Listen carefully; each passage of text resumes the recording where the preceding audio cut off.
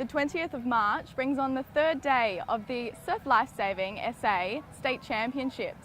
And today I'm with Mike, who is the manager for Surf. And Mike, how's everything panning out over the weekend? Going really, really well. We're lucky. If we get weather like this and we get a nice little surf, things run really smoothly. Yeah. Sometimes obviously we can get bad weather and it interrupts us and big surf, but it's been running really, really well. So what kind of competitions does the State Championships bring today? We've got lots of disciplines. As I said, surf boats are here today, which are spectacular. You'll see surf skis, you'll see board races. The swim races are happening at the moment.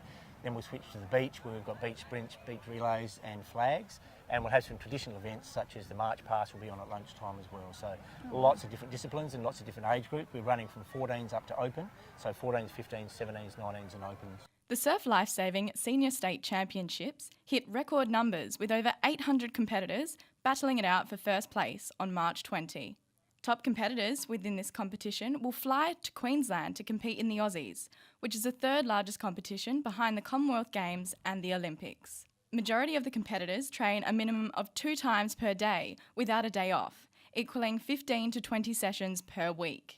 Well, I've been in the sport since I was a nipper, and then I took a couple of years off and then just got back into it only about 3 years ago. So yeah, training's pretty full on, but yeah, it's going well. How long have you been training for this event? For states, we basically target it in probably November, and we just work our way through. We do a few carnivals throughout the year, Middleton Beach, Victor Harbour or Southport here. So we do about 4 carnivals a year in the lead up to states, and sometimes you can go interstate to Queensland and race up there if you want. Oh wow. Yeah. So is that something that you're looking forward to doing? Yeah, we've gone over with the SA High Performance team that's just started this year. So we went over there for 2 carnivals. We went over to Victoria for 1 for the state team. That was a great carnival at Torquay. And then we just went up to Maroochydore about 3 weeks ago and had a crack up there. So that was a good carnival as well. South Australia has 19 of the 311 surf lifesaving clubs around Australia who compete in over 400 beach and ocean events. Surf competitors have completed full-body fitness testing, which has placed them in the elite bracket of athletes in comparison to other sports. My main event will be the swim teams and the individual swim. So there's a bit of a hot field out there with a number of swimmers who are national competitors in swimming as well as in surf lifesaving. So It's a bit tricky out there, but everyone's really in good spirits and has a good race. That's good. And so before you start a swim, what's the process? Do you have to test out the water, or how do things go? Yeah, so generally you'll do a warm-up in the area that you're competing in, just so you get familiar with the different landmarks. So when you're swimming into the beach, you can see where you're supposed to be finishing.